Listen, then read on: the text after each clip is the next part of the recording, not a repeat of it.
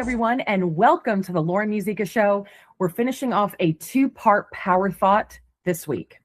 Last week, we started with something we call the compass, known as Mom, Baby, God, the general direction of where to take a life-saving conversation. And this week, we're covering the map, otherwise known as the 5-point method, which more definitively walks you through where to take a conversation with an abortion-minded mother, step by step by step. Again, we're pulling these clips from our short 45-minute primer, Introduction to Sidewalk Advocacy, which you can get access to. It's found at sidewalkadvocates.org/101. Again, that's sidewalkadvocates.org/101. So if you want to take a deeper dive into helping mothers choose life, that's where you want to go. You have immediate access to it whenever you want, and it's totally free. With that, enjoy this summary of the map. Okay, so we went over the compass earlier, relayed the general direction, the general philosophy of how you guide a conversation with an abortion vulnerable mother or father. Now we're going to present to you the map, the 5-point method that will help you know exactly where to take that conversation step by step. Step number 1, you're going to smile and greet in love. This is as simple as, "Hi, I'm Lauren. I'm referring to our Women's Center across the street." Think of an opening that's natural for you and legitimizes your presence and your professionalism. And remember too that we're competing with multi-million-dollar Planned Parenthood. And even though we have love and truth on our side, and you'll see, shortly just how powerful that is to turn someone to a decision for life, maybe very quickly, we still have to present ourselves as trustworthy advocates for her. So smile and confidently introduce yourself. Then you're going to go to step number 2, which is give literature and explain the help. With that same confidence, you're going to quickly let her know the help available through the local pregnancy resource center. Again, be sure that you know their services. So you can say something like, "This is for you," and you're saying that as you're handing her the literature or the gift bag. We've got free pregnancy tests, free sonograms, free options counseling. Saves you up to $275 today if you go with our services instead.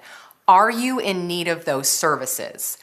So through this, I got out all of the free help very quickly, and especially noting that these are services that women need before they even schedule an abortion. This particular help is huge, and I've served her well by telling her how much money she will save. Again, this is a big deal knowing that most women are at an abortion facility due to financial need. Now, asking if this is something that she needs up front is important because she might be like, "Wait a second, where is this?" Or "I do need that," right? And I'm able to reiterate where the pregnancy center is located and reinforce that message of help. In other words, some women are turning around in the Planned Parenthood driveway with this simple offer of help in 15 seconds, so much that you can skip steps 3 and 4 and go on to step 5, which is empowering her to leave. So in that case, you might say, "Yeah, it's right next door. We'd be happy to get you over there right now." But some clients will need a bit more conversation before they're ready to abandon their appointment at Planned Parenthood. Maybe their wheels are turning and they're trying to figure this out. So she might say, "Well, I've got an appointment," or "I'm trying to figure things out." And then that's where you can go to step number 3, which is ask and listen. And we can say something like, "We would love to help you with anything you might need. What brings you here today, sweetie? Is it finances? Is it family?" So the idea here is that there's a reason why she's at the abortion facility. And if possible, we want to figure out what that is. And then we go to step number 4, which is solve the problem. And another way to say this is meet the need. So let's say she says, "I have to do this because I don't know how I'm going to put food on the table." Then we can offer financial assistance. You can say something like, "We can help with rent, groceries, a place to live." Or maybe she says to you, "Mom and Dad are kicking me out of the house and I have nowhere to go." Then we can offer the local maternity home in town. But if she won't give you a concrete reason, and this happens sometimes, then you can solve the general problem of abortion. Something like, "I know you must be here because you're in a tough spot, but what I want you to know is that there's hope.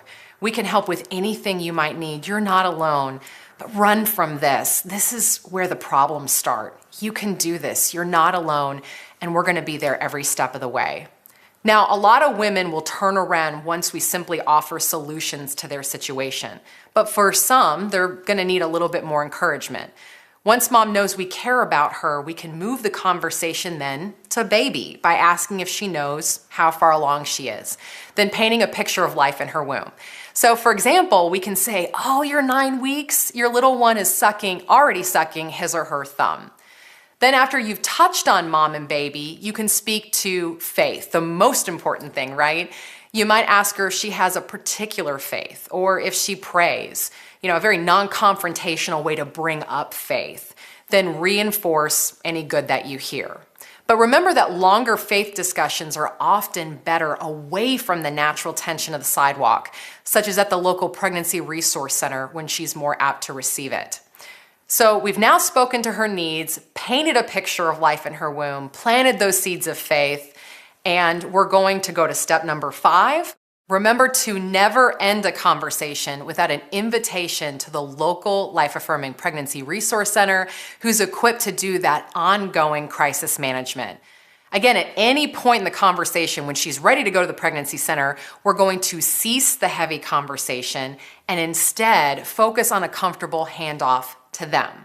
You've done your job by simply offering these incredible resources and serving as a gateway to real help and hope.